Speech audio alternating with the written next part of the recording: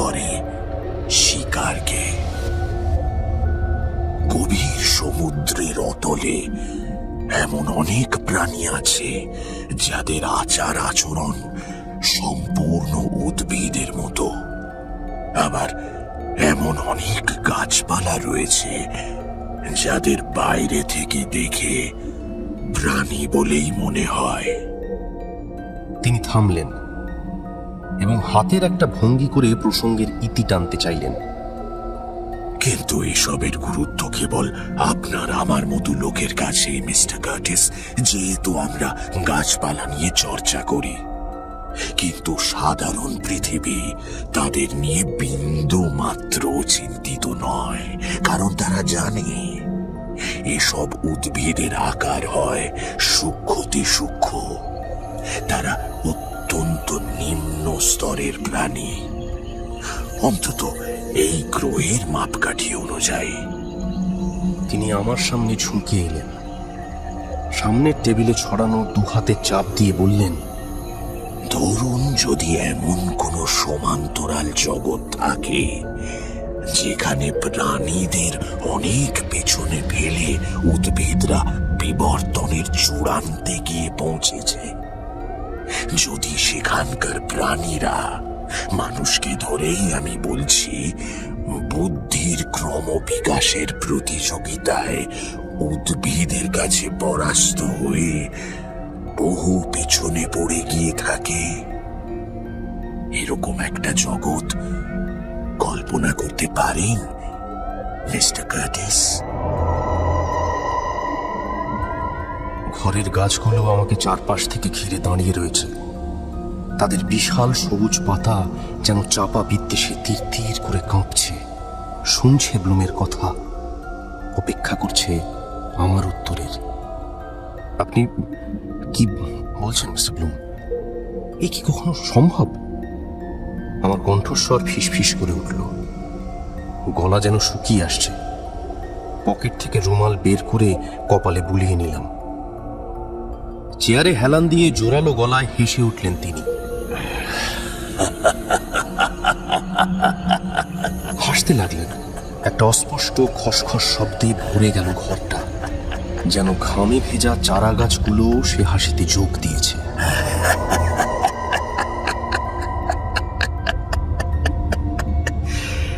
অসম্ভব বলছেন, কিন্তু আপনার চোখ দেখে স্পষ্ট বুঝতে পারছি ইতিমধ্যেই আপনি এর অর্ধেকটা বিশ্বাস করে বসে আছেন।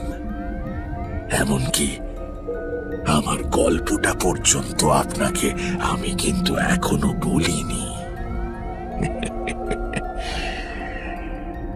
তিনি থামলেন, হাসি মিলিয়ে গিয়ে তার মুখের ভাব গম্ভীর হল এবং একটা বিবর্ণ যন্ত্রণার মেঘ ছায়া ফেলল তার ক্লান্ত ক্লিষ্ট মুখমণ্ডলে। বিশ্বাস করুন, আমার গল্পটা অক্ষরে অক্ষরে সত্যি। এর চেয়ে ভয়ঙ্কর সত্যি আমার জানা নেই। এ শুধু আমার চোখে দেখা কাহিনী নয়, আমাকে নিয়ে কাহিনী। আমিও এই কাহিনীর এক হতভাগ্য অংশীদার। তিনি গল্পটা আমাকে শোনালেন। 2 বছর আগে আমি ছিলাম 33-এর অবিবাহিত এক প্রাণ খোলা যুবক। জন্মের সময় আমার মা মারা যান এবং তার 20 বছর পরে বাবাও। আমার বাবা মোটামুটি বড়লোক ছিলেন এবং তার সমস্ত সম্পত্তি উত্তরাধিকার সূত্রে আমারই হাতে আসে। সুতরাং খাওয়া পড়ার ভাবনা না থাকায় আমি বেশিরভাগ সময় পড়াশোনার পেছনে খরচ করতে লাগলাম। নিছক পড়ার আনন্দেই আমার পড়তে ভালো লাগতো। পৃথিবীর যাবতীয় তথ্য মস্তিষ্কের জঠরে জমিয়ে রাখাই হয়ে উঠল আমার একমাত্র নেশা। গাছপালা আমি ভালোবাসি, আর সত্যি কথা বলতে কি মানুষের চেয়ে ওদের সঙ্গ আমার বেশি ভালো লাগে। কিন্তু এসব কথা নিতান্তই অপ্রাসঙ্গিক। 2 বছর আগে একদিন কালাহারি মরুভূমির বুক চিরে ছুটে চলেছিল আমার ল্যান্ড রোভার জিপ। এক দুষ্প্রাপ্য জাতের ক্যাকটাসের খোঁজে আমি তখন পাগলের মতো ঘুরে বেড়াচ্ছি। লোকমুখে খবর পেয়েছিলাম কালাহারি মরুভূমিতে কখনো সখনো ওই ধরনের ক্যাকটাসের দেখা মেলে। সুতরাং বিন্দু মাত্র দেরি না করে গাড়ি ছুটিয়ে দিয়েছি সম্ভাব্য নিশানায়, আচ্ছন্ন সম্মোহিতের মতো।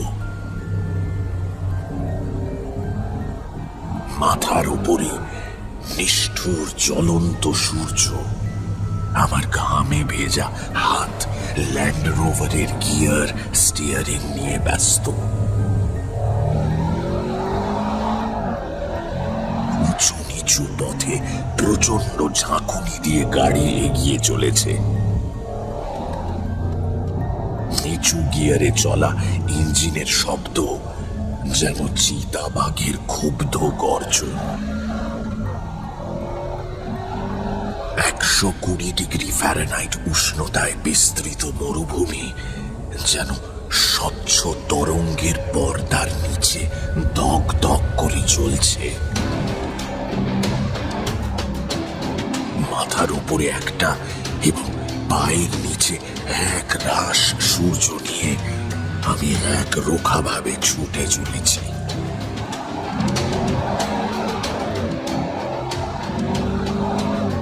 এক সমতল ভূমিতে পৌঁছে সবে গাড়ির গতি সামান্য বাড়িয়েছি, বজ্রপাতের মতো একটা প্রচন্ড তীক্ষ্ণ শব্দে পরিবেশ থরথর করে কেঁপে উঠল।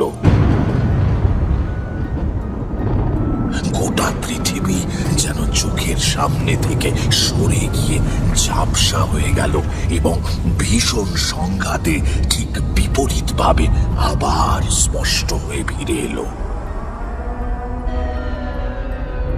গাড়ি থামিয়ে অবাক চোখে চারপাশ দেখতে লাগলাম। সবকিছু যেন বদলে গেছে, রংগুলো পাল্টে গেছে বর্ণালীর বিপরীত প্রান্তের রঙে। নীল আকাশে উজ্জ্বল হলদে রঙের ছড়াছড়ি। আমার গায়ের রঙে কেমন অদ্ভুত এক সবুজ আভা। উষ্ণতা নেমে গিয়ে এখন প্রায় 70 ডিগ্রির কাছাকাছি এবং চোখ তুলে তাকাতেই সত্রাসে দেখলাম মাথার উপরে সূর্যের রং উজ্জ্বল পান্না সবুজ। গাড়ি ছেড়ে টলতে টলতে নীল বালিতে পা ফেলে এগিয়ে চললাম। বালিয়াড়ির খাড়াই বেয়ে পৌঁছলাম কতগুলো গোলাপি পাথরের কাছে। অতলান্ত আশঙ্কায় আমার বুক কাঁপছে, আমার শরীর কাঁপছে। জানি না কি দেখতে চলেছি। বেশ কিছুক্ষণ অনিশ্চয়তায় আতঙ্কে পাথরের আড়াল থেকে মুখ তুলতে পারলাম না। ব্যাপারটা যেন অনেকটা সেই রকম দুঃস্বপ্নের মতো যখন মানুষের অঙ্গ প্রত্যঙ্গ মস্তিষ্কের ডাকে সাড়া দেয় না। ঠোঁটে দাঁত চেপে ফোঁটা ফোঁটা করে সাহস সঞ্চয় করলাম। মাথাটা যথাসম্ভব নিচু রেখে পাথরের আড়াল ছেড়ে উঁকি মারলাম এবং সেই চরম দুঃস্বপ্ন দৃশ্যের মুখোমুখি হয়ে একটা অস্ফুট চিৎকার বেরিয়ে এলো আমার মুখ দিয়ে। আমার সামনে এক বিস্তৃত নীল রঙের মাঠ। সেই মাঠে নিখুঁত পরিচ্ছন্ন সারিতে 6 ফুট অন্তর অন্তর দাঁড়িয়ে আছে কতগুলো কাঠের খুঁটি। প্রতিটি খুঁটিতে বাঁধা রয়েছে সম্পূর্ণ নগ্ন এক একটি মানুষ। প্রচন্ড চিৎকারকে বন্ধ করতে নিজের হাত প্রাণপণে কামড়ে ধরলাম।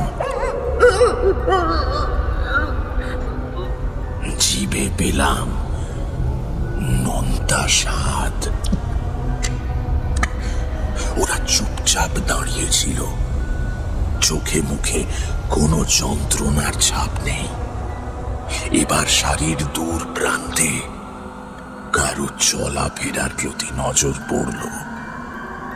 সে দৃশ্যের তাৎপর্য প্রথমে ঠিক বুঝে উঠতে পারিনি, কিন্তু পরক্ষণেই উত্তপ্ত বাতাসের ঝাপটার মতো কঠিন সত্যিটা আমার মনে ঝাঁপিয়ে পড়ল।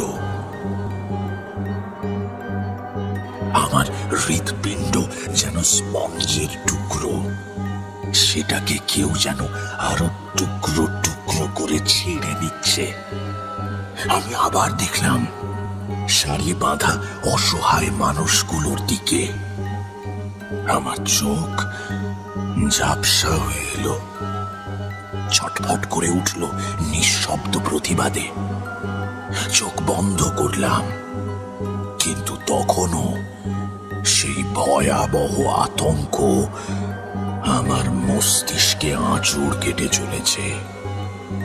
অবশেষে আবার চোখ খুললাম, তাকালাম স্পষ্ট দৃষ্টিতে। সামনেই ওটা দাঁড়িয়ে রয়েছে, 12 ফুট লম্বা টলমল একটা বিশাল জিনিস। তার গোড়াটা প্রায় 7 ফুট ব্যাসের। সেখান থেকে সামান্য সরু হয়ে গেছে ডগার দিকে। ডগা থেকে সুরের মতো অসংখ্য বাহু চারপাশে ছড়িয়ে সাপের মতো সরসর করে কাঁপছে। জিনিসটার সঙ্গে এক ধরনের সামুদ্রিক ফুলের কিছুটা সাদৃশ্য রয়েছে। প্রতিটি সুর প্রান্তের দিকে ক্রমশ চ্যাপ্টা হয়ে গেছে, পাতার মতো। দেখে মনে হলো সেগুলো হাতের মতোই কাজ করতে সক্ষম। জিনিসটার রং ঘোলাটে লাল এবং তার সমস্ত শরীরে কালো চাকা চাকা দাগ, অনেকটা আঁচিলের মতো। বুঝলাম যেন কেউ আমাকে স্পষ্টভাবে জানিয়ে দিল এই অপার্থিব বিভৎস জিনিসটা একটা উদ্ভিদ। ঠিক কি যে ঘটছে সেটা প্রথমে ঠাহর করতে পারলাম না, কিন্তু এখন মনে হচ্ছে আমার মস্তিষ্কই আমাকে সেই ভয়ঙ্কর বাস্তব উপলব্ধি করতে দেয়নি।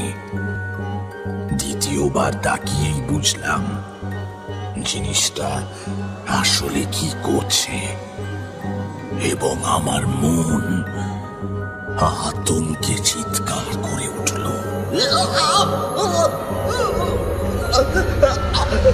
এই ভয়ঙ্কর দৃশ্য সামনে থেকে দেখে আমার মস্তিষ্ক প্রচন্ড ত্রাসে খুলি চৌচির করে পালিয়ে যেতে চাইল। নারকীয় গাছটা সারি ধরে ক্রমশ এগিয়ে আসতে লাগলো।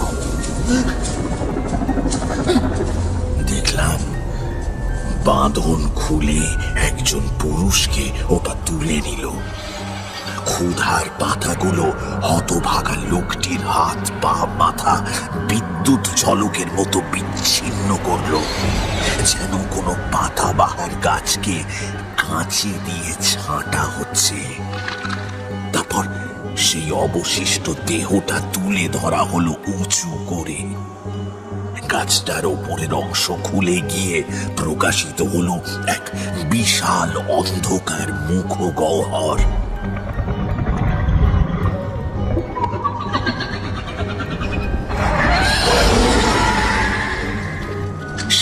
বিচ্ছিন্ন শরীর থেকে চলকে বেরোনো রক্ত প্রচন্ড মনোযোগে গাছটা পান করতে লাগলো।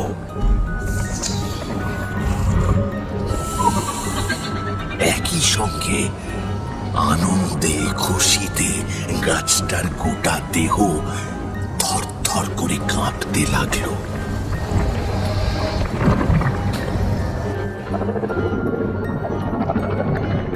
দেহটার শেষ রক্তের ফোঁটা যখন শেষ হলো, তখন সেটা ছুঁড়ে ফেলে দেওয়া হলো গলিত সব দেহের এক স্তূপে।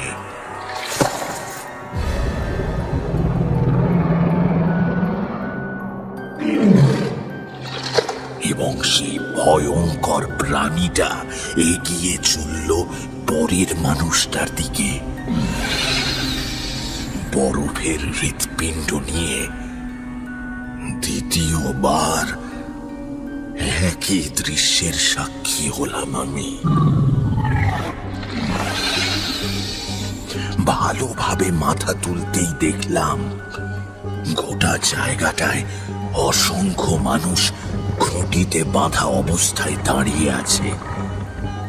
বন্দীদের মধ্যে পুরুষ ছাড়া স্ত্রীলোক রয়েছে এবং তাদের মাঝে ঘুরে ফিরে বেড়াচ্ছে 20টারও বেশি রক্ত পিপাসু ভয়ঙ্কর উদ্ভিদ।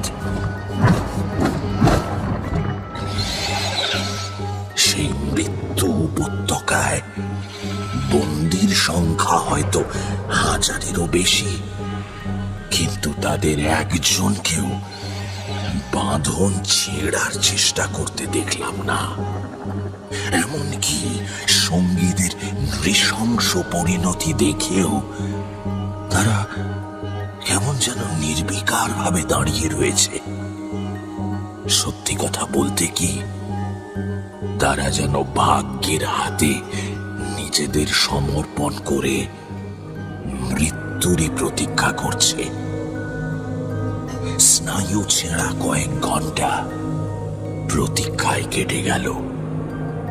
নারকীয় অনুষ্ঠানের নীরব সাক্ষী হয়ে দাঁড়িয়ে রইলাম আমি। ওদের তৃষ্ণার যেন আর শেষ নেই। আমার মন ততক্ষণে হতবুদ্ধি হয়ে পড়েছে। আতঙ্ক অনুভবের শেষ সীমায় পৌঁছেছি মনে করে চেয়ে রইলাম সামনের দৃশ্যের দিকে। তাকিয়ে আছি, দেখছি তাদের ধীর টলমল চলাফেরা, তৃষ্ণা নিবারণের নৃশংস পদ্ধতি। হঠাৎই একটা ছোট পাথরের আড়ালে একটা চাপা আলোড়ন আমার নজরে পড়ল। কতগুলো শয়তান গাছ নিজেদের মধ্যে হিংস্রভাবে লড়াই শুরু করেছে। হঠাৎই ওরা ছিটকে বেরিয়ে এলো এবং প্রায় 10টা গাছ ছুটে চলল পড়ে থাকা মানুষের বিচ্ছিন্ন মাথাগুলোর দিকে। যেন কোনো দৌড় প্রতিযোগিতা হচ্ছে, সবচেয়ে বেশি মাথা কে সংগ্রহ করতে পারে। তারপর ওরা ইতস্তত ভাবে ছুটে বেড়াতে লাগলো, মাথাগুলো ছুঁড়ে দিতে লাগলো শূন্যে, আর অসংখ্য সুর দিয়ে সেগুলো আবার লুফে নিতে লাগলো, যেন কোনো উন্মাদ জগতে বাচ্চারা বল নিয়ে খেলা করছে। তাদের হাঁটা চলার ব্যাপারটা খুব স্পষ্ট করে বুঝে উঠতে পারলাম না।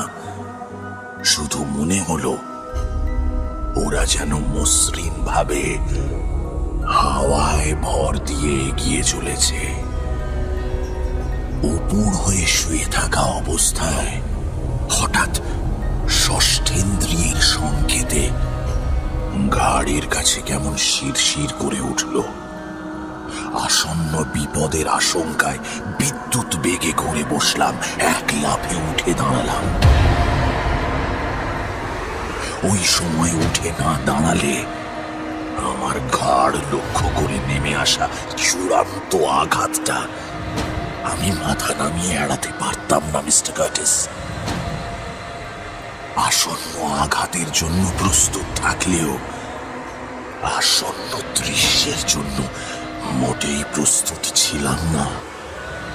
আক্রমণকারী একজন মানুষ, উলঙ্গ দেহ, ছোঁচলো দাঁত, বড় বড় চুল, পাশবিক দৃষ্টি নিয়ে আমার দিকে তাকিয়ে, তার হাতে একটা নল। সেই ইঙ্গিতে আমাকে বোঝাতে লাগলো যে নলটা সে আমার শরীরে ঢুকিয়ে রক্ত পান করতে চায়।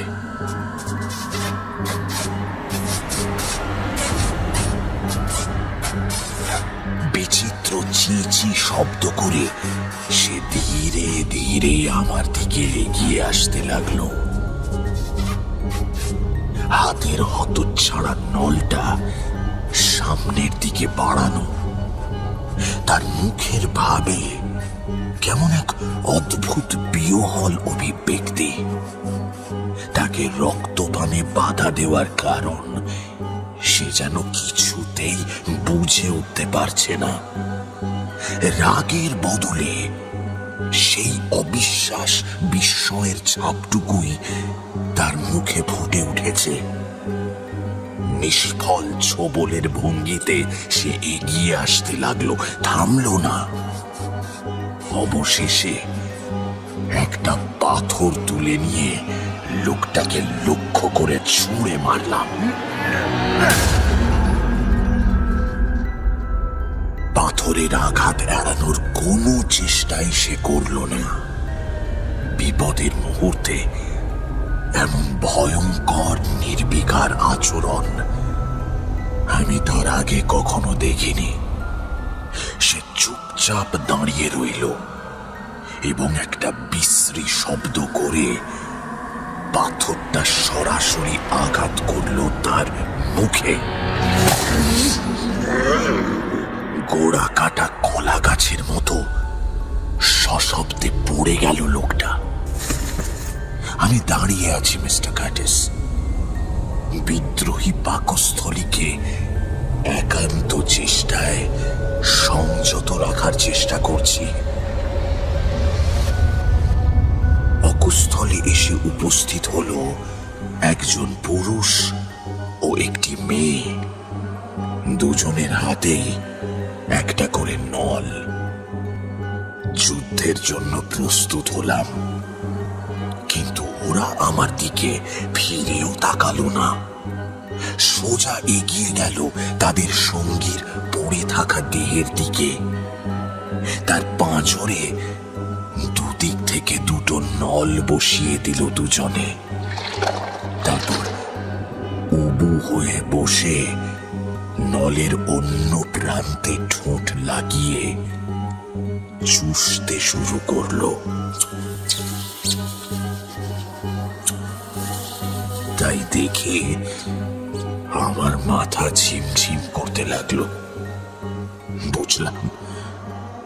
বুঝলাম যে কোনো মুহূর্তে আমার শরীর অবশ হয়ে আসতে পারে। এই নারকীয় দৃশ্য আমি কতক্ষণ সহ্য করব? ছুটে পালিয়ে যেতে চাইলাম, ইচ্ছে হলো বমি করতে, কিন্তু অপলক চোখে তাকিয়ে আমি চুপচাপ দাঁড়িয়ে রইলাম। মেয়েটা নল থেকে মুখ তুলে এক পলক আমার দিকে তাকালো। শূন্য নিষ্প্রাণ দৃষ্টি। তারপর ও প্রথম লোকটার পড়ে থাকা নলটা তুলে নিল। সেটা উঁচিয়ে ধরে আমাকে ওদের সঙ্গে যোগ দিতে ইশারা করল। আমাকে হাত তুলে ইশারা করতে গিয়ে সঙ্গীর দিক থেকে চোখ ফিরিয়ে নিয়েছিল মেয়েটা, এবং আমি সাবধান করার আগেই ওর সঙ্গী মৃতদেহ থেকে নিজের নলটা বের করে নিয়ে মেয়েটির শরীরের গভীরে ডান স্তনের ঠিক নিচে বসিয়ে দিয়েছে। হাতের নলটা ফেলে দিয়ে অস্ফুটভাবে বার কয়েক কাশলো মেয়েটা। মুখ ফিরিয়ে দেখল ওর সঙ্গী তার বিশ্রী ঠোঁট নলের অপর প্রান্তে নামিয়ে টানছে।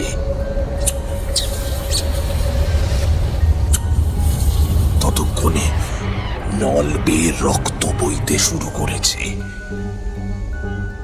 বুকে সবচেয়ে বেশি কাঁপন ধরল যখন দেখলাম মেয়েটির মুখে আবেগ অভিব্যক্তির লেশ মাত্র নেই। প্রাণপণে চিৎকার করে উঠলাম। একটা বড় সড় পাথর তুলে নিয়ে লোকটার মাথায় নামিয়ে আনতে যাব, ঠিক তখনই একটা অদ্ভুত তীব্র শীষের শব্দে ফিরে তাকালাম।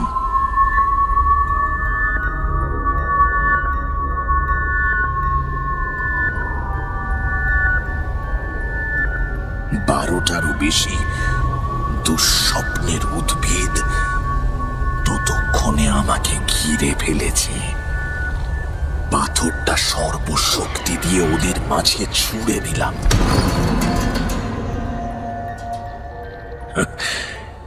নিতান্তই নিষ্ফল চেষ্টা।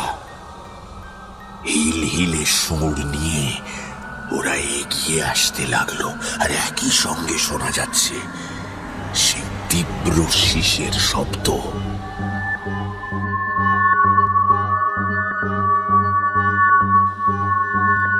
লোকটা আর মেয়েটাকে ওরা সবাই মিলে ঘিরে ধরল।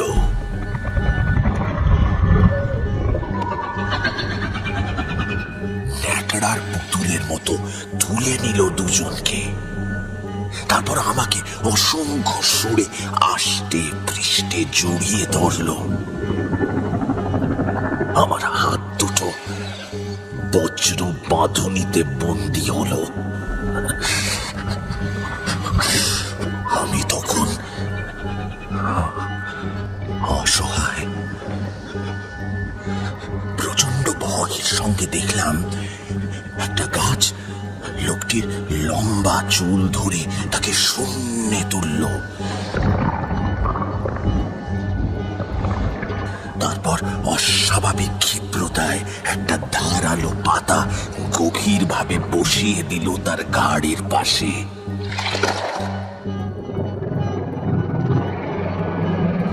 লোকটা নিশ্চল ভাবে শূন্যে ঝুলতে থাকলো, আর সেই শয়তান গাছটা তার গলার চারদিকে করাতের মতো পুচিয়ে পুচিয়ে কেটে চলল।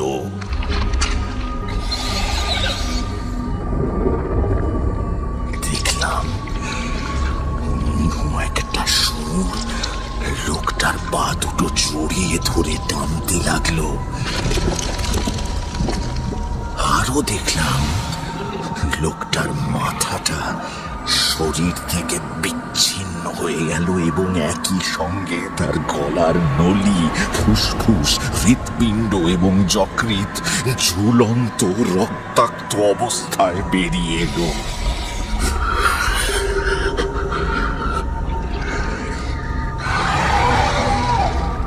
ঠিক সেই মুহূর্তে আমি অজ্ঞান হয়ে পড়েছিলাম।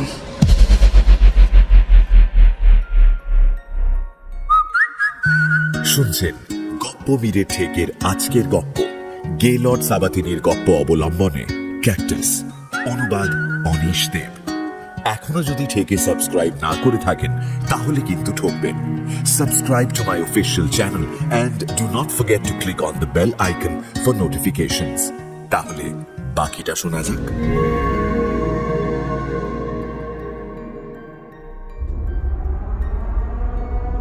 জেগে উঠে নিজেকে নগ্ন এবং খুঁটিতে বন্দি অবস্থায় আবিষ্কার করলাম। চারপাশে তাকিয়ে আতঙ্কে চিৎকার করে উঠলাম। 3 ফুট দূরের খুঁটিতে বাঁধা একটি মেয়ে ঘুরে তাকালো আমার দিকে। অল্প হেসে বলল, কি সুন্দর জায়গা। আগেই লক্ষ্য করেছি এই জায়গাটা আগের চেয়ে অনেক ছোট। এখানে মাত্র জনা 30 বন্দী রয়েছে, কিন্তু আমার সমস্ত মনোযোগ একাগ্রভাবে নিবদ্ধ ওই মেয়েটার দিকে। ও কথা বলছে এবং সে কথা আমি স্পষ্ট বুঝতে পারছি। তুমি কথা বলতে পারো? আমার মুখ দিয়ে শব্দগুলো বেরিয়ে এলো। নিশ্চয়। ও আবার হাসলো। তোমাকে আমার ভালো লাগছে। ওরা ঠিক করেছে আমাদের জোর খাওয়াবে। শুনে আমার ভীষণ আনন্দ হচ্ছে। জোর খাওয়াবে? হ্যাঁ, আমাদের একসঙ্গে শোয়াবে, জোর খাওয়াবে। তোমার জ্ঞান বুদ্ধি নিশ্চয় বেশি, তাই এ জায়গায় তোমাকে নিয়ে আসা হয়েছে। এটাই সবচেয়ে সেরা জায়গা। ও নিজের চারপাশে একবার দেখলো, তারপর বলল, আমাদের 30 জনকে শ্রেষ্ঠ সন্তান পাওয়ার আশায় বারবার মিলিয়ে মিশিয়ে জোর খাওয়ানো হয়েছে। আমাদের দুজনকে দেখতে খুব সুন্দর, তাই না? ও গর্বের দৃষ্টিতে আমার দিকে তাকিয়ে বলল, আমরা বড় মাঠের ছন্নছাড়া কিংবা খোলা জায়গায় ঘুরে বেড়ানো ওই বুনো মানুষগুলোর মতো নই। দীর্ঘশ্বাস ফেলে খুঁটিতে হেলান দিয়ে দাঁড়ালো। এখানে আমার ভীষণ ভালো লাগে। তারপর হাসলো। আমরা দেখতে এত সুন্দর। এক মুহূর্তের জন্য আমার দু চোখ স্থির হয়ে রইল মেয়েটির মুখে, শরীরে। আমার দেখা মেয়েদের মধ্যে এই মেয়েটি নিঃসন্দেহে সবচেয়ে সুন্দরী। ওর লম্বা ঢেউ খেলানো কালো চুলের বন্যা নেমে এসেছে সরু কোমর পর্যন্ত। ডিম্বাকৃতি কমনীয় মুখ, টানা টানা দু চোখের রং কালো। ওর শরীর থেকে চোখ ফিরিয়ে নিতে পারলাম না, এবং দ্বিতীয়বার যখন ওর দিকে চোখ রাখলাম, অনুভব করলাম আমি ওকে ভালোবেসে ফেলেছি। নিজের খুঁটিতে হেলান দিয়ে দু চোখ ভরে ওকে দেখতে লাগলাম। আমার দৃষ্টি ওর স্বর্গীয় সৌন্দর্যে খেলে বেড়াতে লাগলো।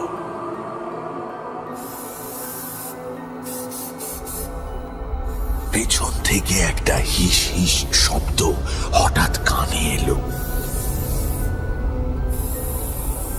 নতুন কোনো আতঙ্কের জন্যে নিজেকে তৈরি করে অতি কষ্টে মাথা ঘুরিয়ে পেছনে তাকালাম।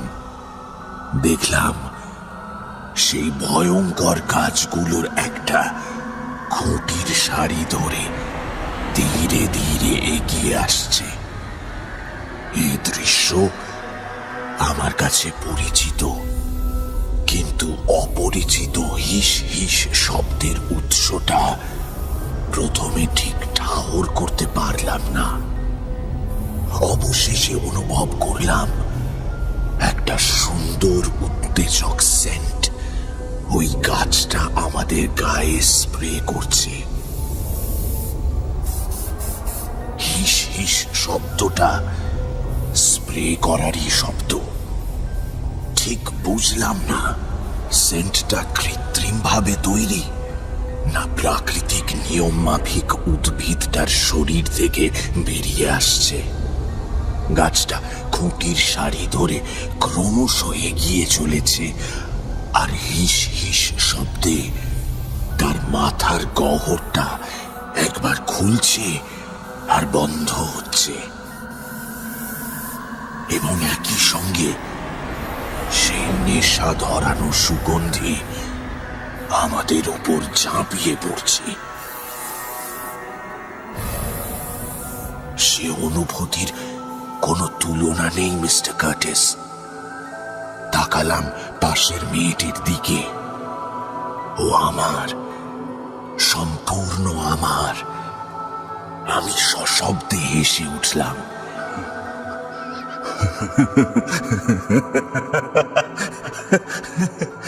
মেয়েটাও আমার দিকে চেয়ে হাসল, দুষ্টু মুদির হাসি।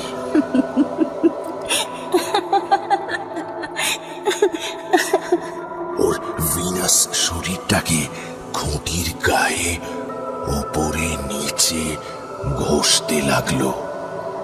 ওর নাসারন্ধ্র স্ফুরিত হলো গভীর প্রশ্বাসে, সুগন্ধি আঘ্রাণের প্রয়াসে।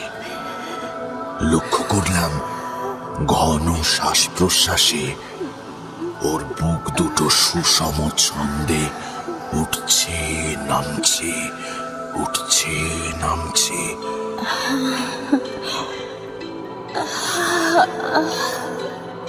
বন্দি অবস্থায় যতখানি সম্ভব ঝুঁকে পড়লাম ওর দিকে। আমার রক্তে তখন দাপাদাপি করছে ডোরা কাটা বাঘ। ওর দিকে ঝুঁকে পড়েছি, কিসের একটা হালকা ছোঁয়া আমার মুখে লেগেই হারিয়ে গেল। মুখ ফিরিয়ে তাকালাম, সরাসরি চোখ পড়ল সেই লোকটার হিংস্র বন্য মুখের দিকে। সেই লোকটা যে খোলা জায়গায় নল হাতে ওই মেয়েটার সঙ্গী ছিল। তড়িৎ স্পৃষ্টের মতো পিছিয়ে আসতে চেষ্টা করলাম, কিন্তু সে হাসি মুখে মাথা নাড়তে নাড়তে চলে গেল। অবাক বিস্ময়ে তার অপসৃয়মান শরীরের দিকে চেয়ে রইলাম। একটা গাছ তাকে বয়ে নিয়ে যাচ্ছে, অথবা ঠিকভাবে বলতে গেলে তার অবশিষ্টাংশ বয়ে নিয়ে যাচ্ছে। লোকটার যতটুকু আমি দেখতে পাচ্ছি তা হলো একটা ভিজে চুইয়ে পড়া ব্যাগ থেকে বেরিয়ে থাকা তার মাথাটা। তার গলার নলি, হৃৎপিণ্ড, ফুসফুস এবং যকৃৎ রয়েছে সেই ব্যাগের ভেতর। ব্যাগটা চামড়ার ফিতে দিয়ে বাঁধা অবস্থায় রয়েছে গাছটার বাঁ কাঁধে, যদি অবশ্য তাকে কাঁধ বলা যায়।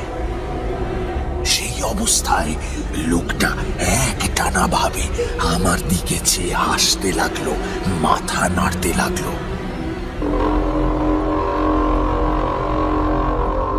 আমার পেটের নাড়ি ভুঁড়ি গুলিয়ে উঠল, কারণ বুঝলাম যেভাবেই হোক লোকটা এখনো বেঁচে রয়েছে। উদ্ভিদ রাক্ষসটা খানিকটা এগিয়ে যেতেই নজরে পড়ল একই রকম আর একটা ভেজা ব্যাগ তার অন্য কাঁধ থেকে ঝুলছে। সেটা থেকে উঁকি মারছে সেই মেয়েটির মাথা। ও যেন আমাকে চিনতে পারল, আমাকে লক্ষ্য করে চোখ নাচালো। বুঝতে পারলাম নিতান্ত সাজসজ্জার প্রয়োজনেই গাছটা এই পৈশাচিক মাথা দুটো নিয়ে যাচ্ছে। প্রাণপণে চোখ বন্ধ করে সর্বশক্তি দিয়ে খুঁটিতে মাথা ঠুকে চললাম। চেষ্টা করলাম এই ভয়ঙ্কর দৃশ্য মন থেকে মুছে ফেলতে।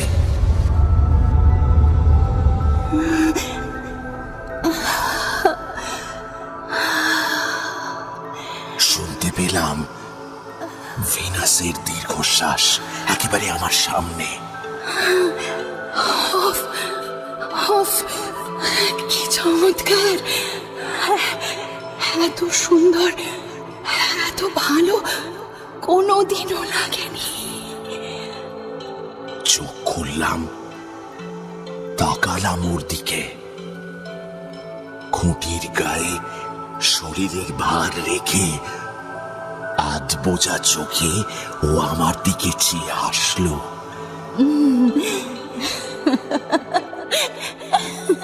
ওর শ্বাস প্রশ্বাস ক্রমে স্বাভাবিক হয়ে আসছে।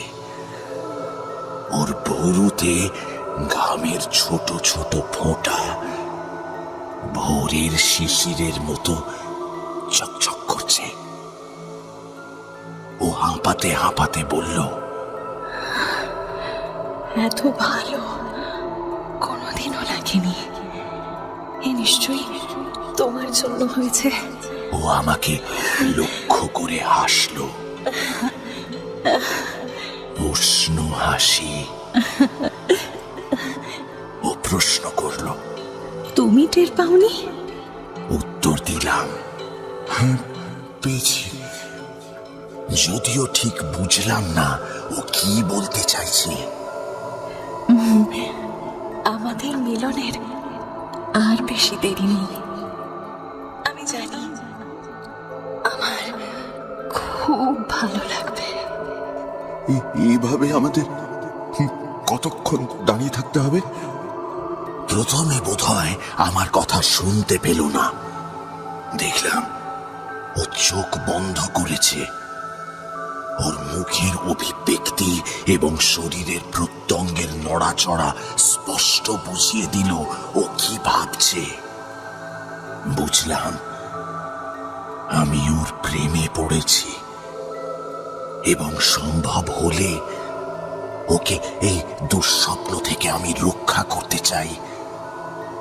আমি আবার প্রশ্ন করলাম, বলছি এইভাবে কতক্ষণ আমাদের এখানে থাকতে হবে?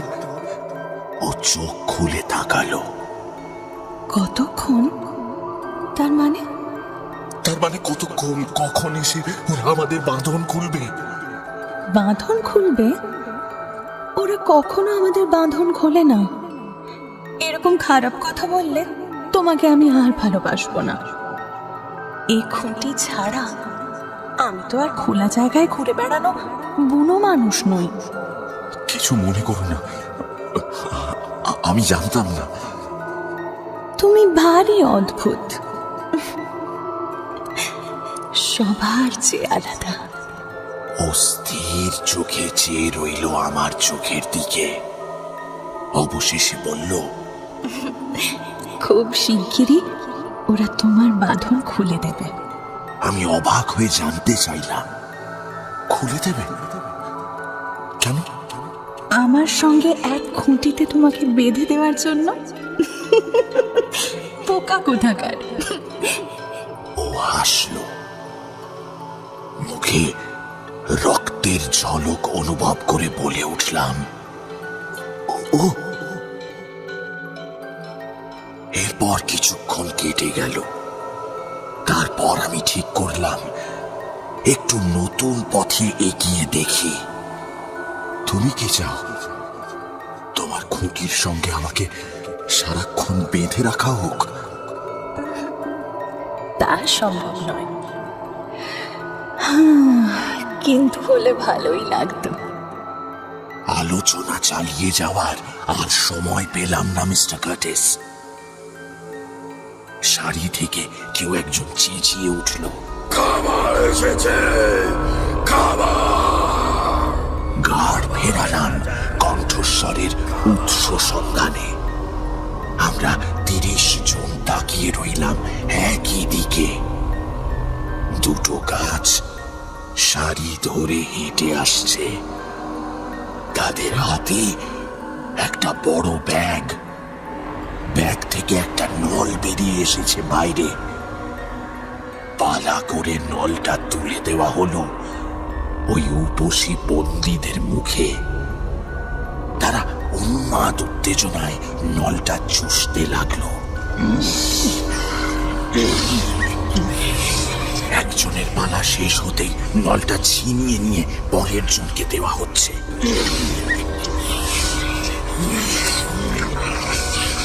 অনুভব করলাম আমি নিজেও ভীষণ ক্ষুধার্ত।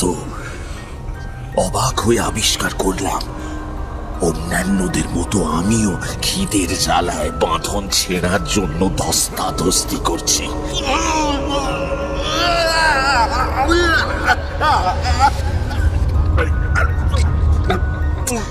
অপেক্ষা করছি আমার পালা আসার জন্য।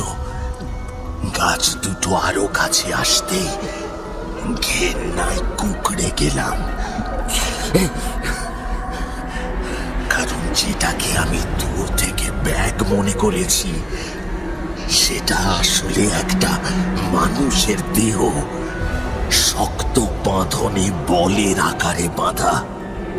আর ওরা এতক্ষণ তারই রক্ত পান করেছে।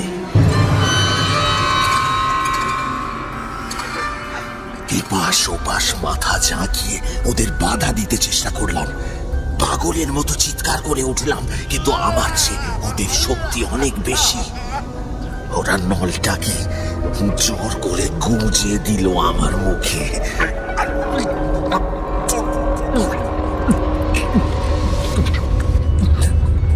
আমি রক্ত পান করতে বাধ্য হলাম। মেটালাম বুক ভরা তৃষ্ণা। ভগবান, তারপর ওরা এগিয়ে গেল আমার ভালোবাসার মেয়েটির কাছে।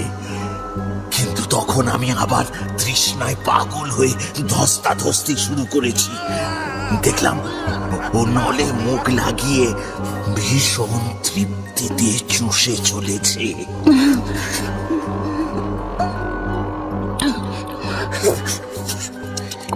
এরপর সন্ধে নেমে এলো নিঃসাড়ে। আমার বাঁধন যে অনেক ঢিলে হয়ে গেছে সেটা বুঝতে আমার আরো কিছুটা সময় লাগলো। হাত নাড়তে চেষ্টা করলাম।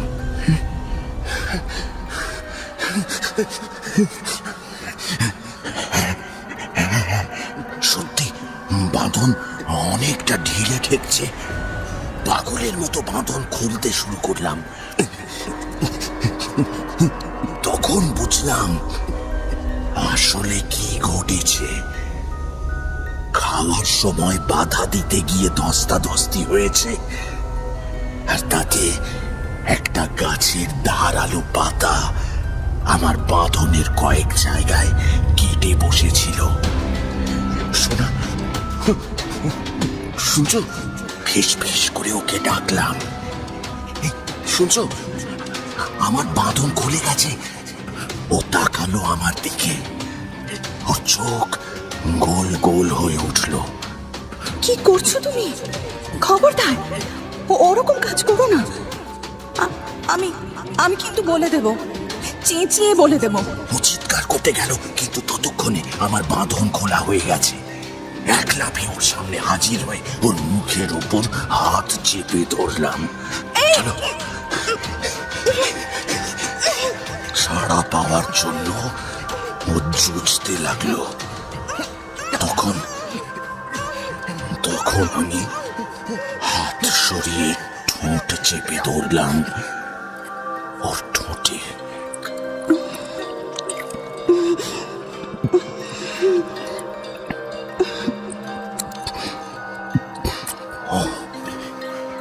সেই সুখের স্মৃতি মিস্টার কার্টিস। সেই মুহূর্তে আমরা দুজনে এক নীরব অঙ্গীকারে আবদ্ধ হলাম। ও আমাকে আর বাধা দিল না।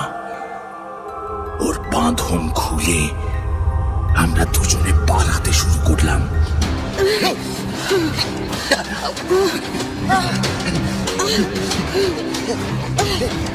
অন্ধকারের বুক চিরে ছুটে চললাম বাঁচার আশ্বাসে।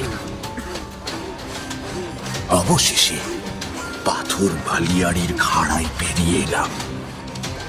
অবিশ্বাস্য মনে হলেও চোখে পড়ল সামনেই নীল চাঁদের আলোয় দাঁড়িয়ে রয়েছে আমার রোভার।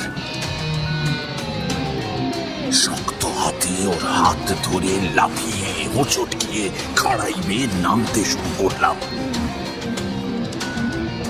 তারপর এক সময় উঠে বসলাম গাড়িতে।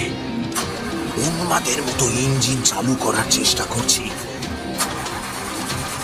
আর ঠিক তখনই কানে এলো বুক কাঁপানো শীষের শব্দ।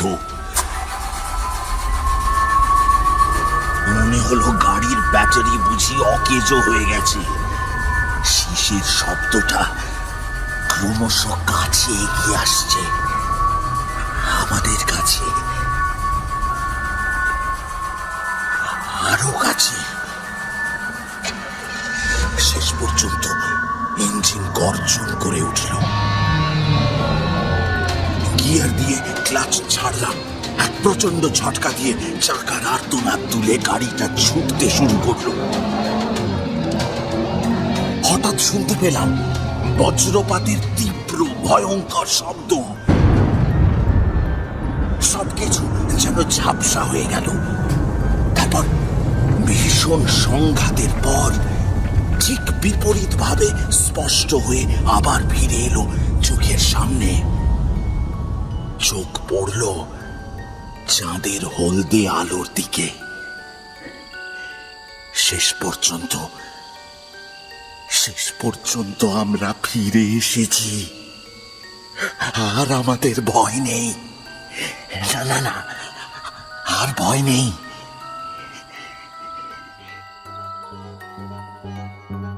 হ্যাঁ মিস্টার কার্টিস, এক আতঙ্কের আবর্তের মধ্যে দিয়ে আমি পৌঁছে গিয়েছিলাম এক সমান্তরাল জগতে। আর তার চেয়েও বড় কথা, আমি আবার ফিরে এসেছি। আমি তাকালাম সাদা চুল বৃদ্ধের দিকে। মিস্টার ব্লুম, এর চেয়ে ভয়ঙ্কর কাহিনী আমি কখনো শুনিনি। কিন্তু তবুও আপনার একটা সান্ত্বনা আছে। আপনার সেই সুন্দরী বউয়ের কি হলো? আমার প্রশ্নের উত্তর না দিয়ে তিনি বললেন, ভয়ঙ্কর অভিজ্ঞতা সন্দেহ নেই মিস্টার কার্টিস, কারণ ওই অভিজ্ঞতাই আমাকে উপহার দিয়েছে এই অকাল বার্ধক্য। যাকে আমার কাহিনী তো শুনলেন, এই থেকে আপনি হয়তো অনেক পয়সাও পাবেন, কিন্তু আমার পারিশ্রমিকের কি ব্যবস্থা করবেন মিস্টার কার্টিস? পারিশ্রমিক মিস্টার ব্লুম? পারিশ্রমিক মিস্টার কার্টিস, পারিশ্রমিক। ও হ্যাঁ, আমার কাগজ আপনাকে ভালোই টাকা দেবে, আপনি নিশ্চিন্ত থাকুন। না না না না না, টাকা নয়, টাকা নয়। টাকা কে চাইছে? তাহলে কি? তিনি চেয়ার ছেড়ে উঠে দাঁড়ালেন, একটা নল হাতি নিয়ে এগিয়ে এলেন আমার দিকে। আমার বউ খিদেই ছটফট করছে মিস্টার কার্টিস। আমার এই ভাঙা শরীরে বেশি রক্ত আর নেই। দিনের পর দিন কিভাবে আমি পারবো? তিনি নলটি এগিয়ে দিলেন আমার দিকে। পারিশ্রমিক হিসেবে শুধু একটু রক্ত দিন মিস্টার কার্টিস। আমার সোনামণির জন্য একটুখানি রক্ত দিন। না! আমি চিৎকার করে উঠলাম, লাফিয়ে উঠে এক ধাক্কা মারলাম ওকে। আমার উন্মাদ আঘাতে তার শীর্ণকায় পলকা শরীর ছিটকে পড়ল মেঝেতে। ভদ্রলোক সম্ভবত পুরোপুরি পাগল হয়ে গেছেন, এবং এই গল্পটা তার উন্মাদ মস্তিষ্কের কল্পনা ছাড়া আর কিছুই নয়। মরুভূমির সূর্যের তাপে তার চিন্তা ভাবনার সমতা সেদিন ওলট পালট হয়ে গিয়েছিল।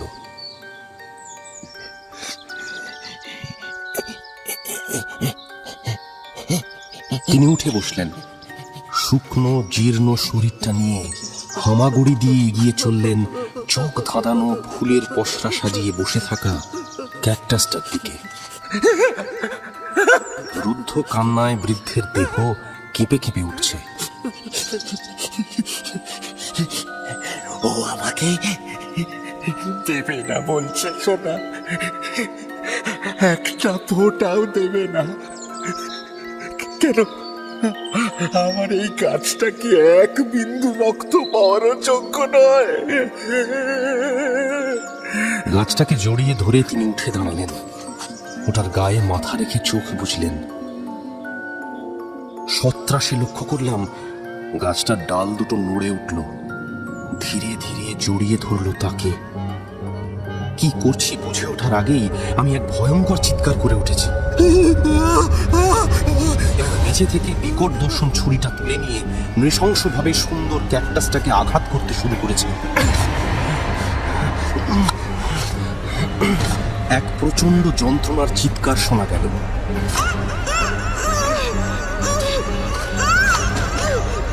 আহত কোন স্ত্রীলোকের আর্ত চিৎকার। বৃদ্ধ ছিটকে পড়লেন একপাশে।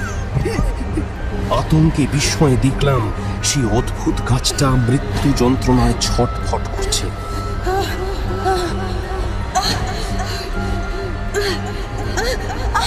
শুধু শোনা যাচ্ছে আর্ত চিৎকার ও কাতরানির শব্দ।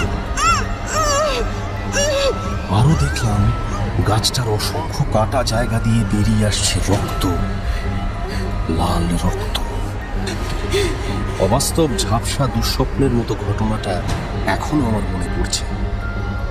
সাপের মতো হিলহিল করা রক্তাক্ত ক্যাকটাস, ওটা চারপাশে যন্ত্রণায় টলমল পায়ে ঘুরে বেড়ানো বৃদ্ধ, বুকে হাত চেপে তিনি যেন শ্বাসকষ্টে ছটফট করছেন।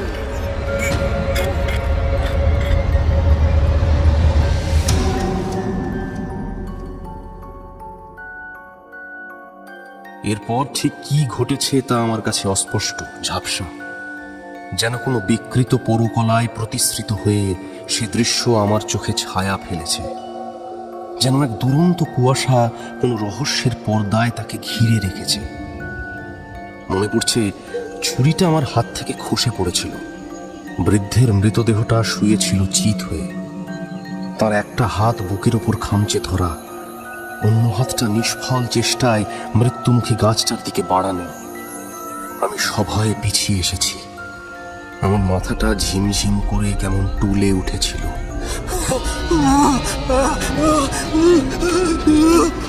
মনে আছে এক ছুটে হোঁচট খেতে খেতে আমি সেই বাড়ি থেকে বেরিয়ে এসেছি, উঠে বসেছি গাড়িতে। আমার উন্মাদ চিৎকার এক মুহূর্তের জন্য থামেনি এবং রাস্তা ধরে গাড়িও ছুটিয়েছি ভূতগ্রস্তের মতো। মনে আছে বজ্রপাতের মতো ভয়ঙ্কর এক তীব্র শব্দ আমার কানে এসেছে।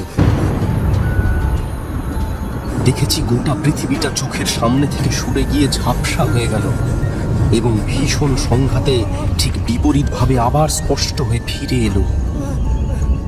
এবং এখন এই মুহূর্তে আমি চোখ তুলে তাকিয়ে আছি একটা পান্না সবুজ সূর্যের দিকে, আর আমার কানে ভেসে আসছে এক অদ্ভুত তীব্র শিসের শব্দ।